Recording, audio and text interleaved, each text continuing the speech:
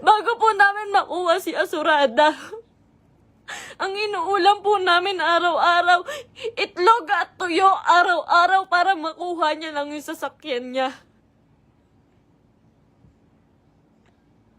Lahat po ng meron siya ngayon, sa kanya po nakapangalan. Pati yung bangko po, sa kanya po.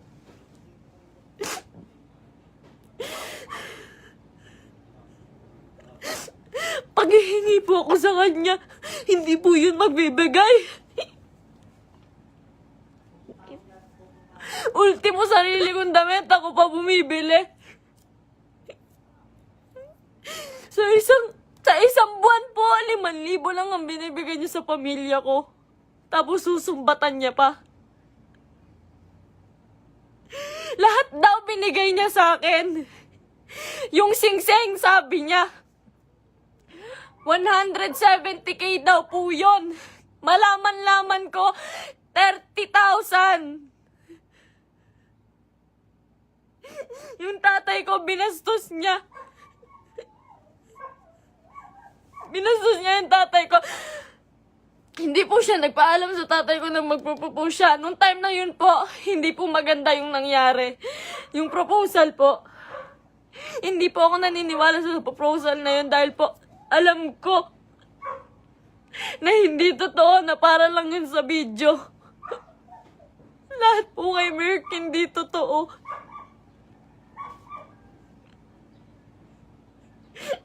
Yung buhay niya, yung pagkatao niya, yung buhay na binigay niya sa akin, hindi po yun totoo. Lahat po ng kaibigan niya na malalapit sa kanya, ginago niya po lahat yun.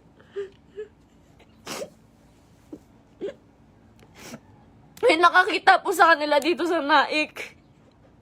Flex niya pa po pala yung babae kahit kanino. Pinakilala niya pa kung kani-kanino dito sa Naik. Sa mga taong malapit sa akin. Hindi niya alam.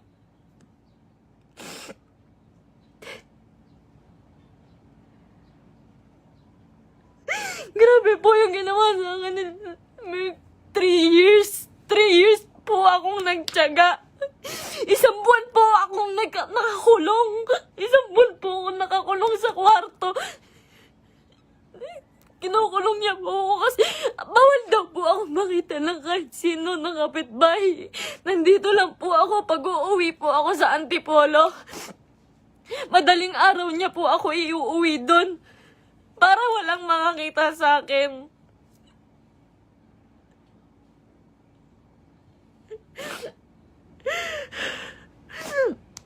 Lahat po ngayon suko na kay Merck.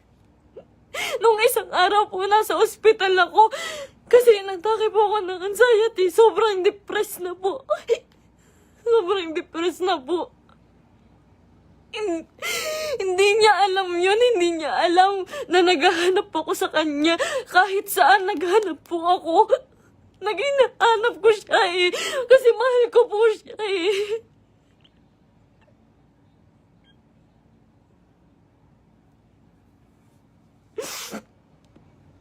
Ilang araw po wala akong tulog, wala akong kain, kakahanap sa taong yun. Tapos malaman ko nakasama niya yung babae. Huwag niyo pong sisisihin yung mga tao sa paligid niya dahil siya po ang naggawa nitong gulong to. Huwag niyo sisihin si Kuya Mark, yung Centennial Twins. Kahit sino. Siya po ang gumawa nito. Sobrang boss po ni Merck. Sobrang pa-boss po. Sa lahat po ng video, kung makikita niyo po, lantad na lantad yung suso ko para lang mapanood ng mga tao.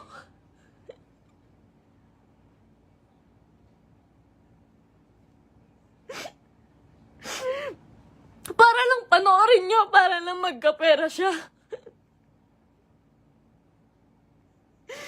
Lahat po ng taong nawala po sa amin, hindi ko po masisisi.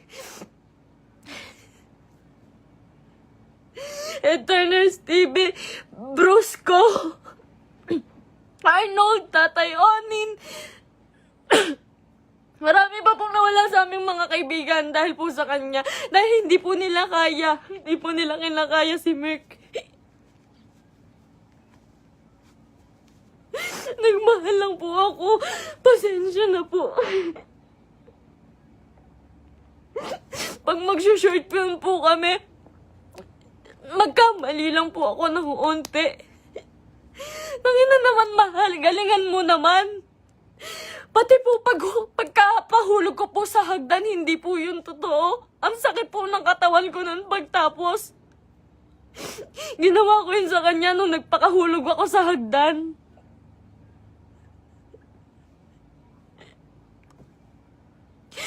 May mga pasa po ko lagi pag may nangyayaring hindi magandang prank. Lagi po ako nagkakasugat, nagkakapasa dahil po sa ginagawa namin. Hindi po ako nanghingi ng kahit piso kay Merk. Hindi po ako nanghingi ng kahit piso kay Merk. Hindi po. Lahat po ng account siya po may hawak. Kinukontrol niya po lahat. Hindi niya po mapagawa yung bahay ko. Sabi niya po sa CR namin, mahal, hindi ako magsi-CR dyan. Hindi po siya nag-CR sa CR namin sa bahay.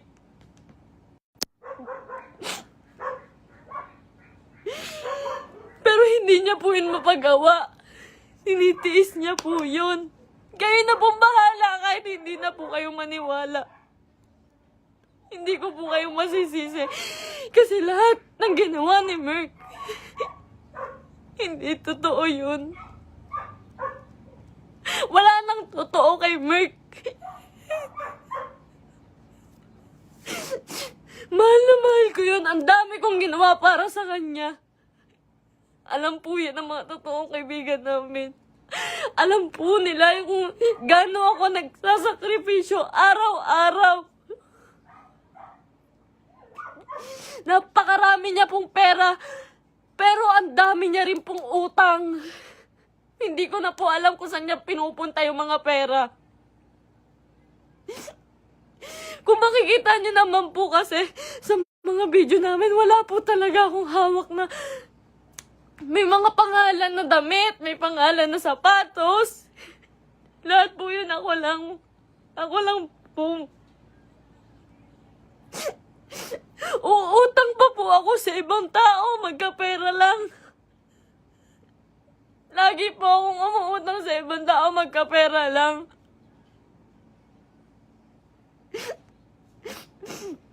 Ayun po, hindi ko na po kaya. Hindi ko na rin po talaga kinaya. Wala pa po akong tulog kain. Na-hospital pa po ako. Hindi po ako nagmamakaawa sa inyo. Wag po kayong maaawa sa akin.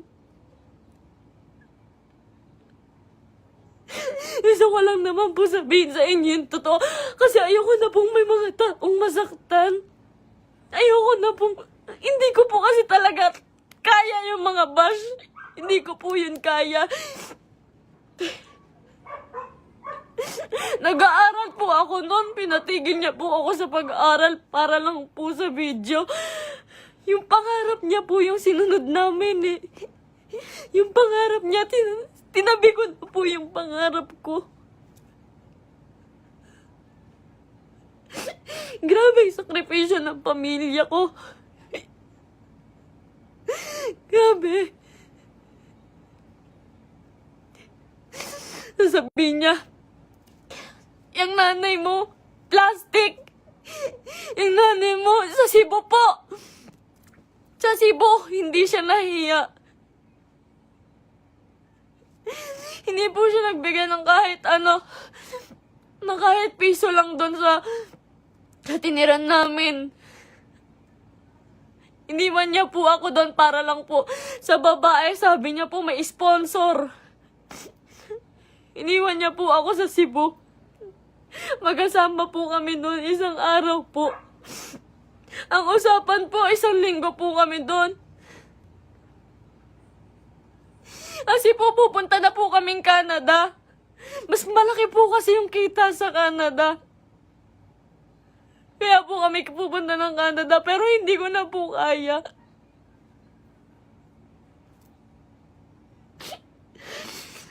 Ganito, ngayon, fiancé niya pa lang po ako, pero grabe na po yung ginagawa niya sa akin. Sobrang mukhang pera ni Merk.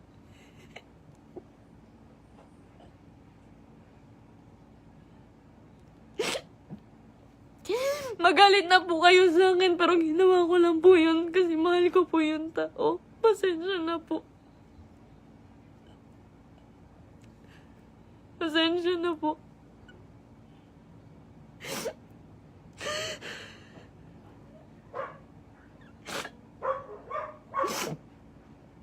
Ngayon po, wala pa rin po si Merk.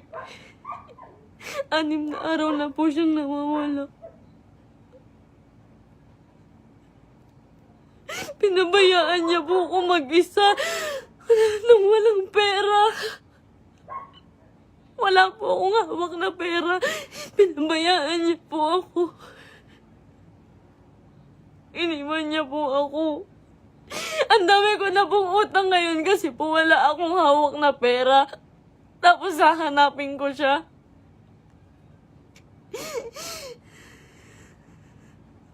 Masakit po kasi lalo eh.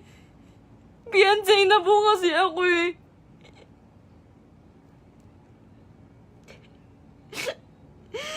Sobrang pasensya na po sa inyong lahat. Sobrang pasensya na po. Mahal ko lang po yung tao. Pero ngayon po suko na po ako. Pagod na po ako. Pagod na ako.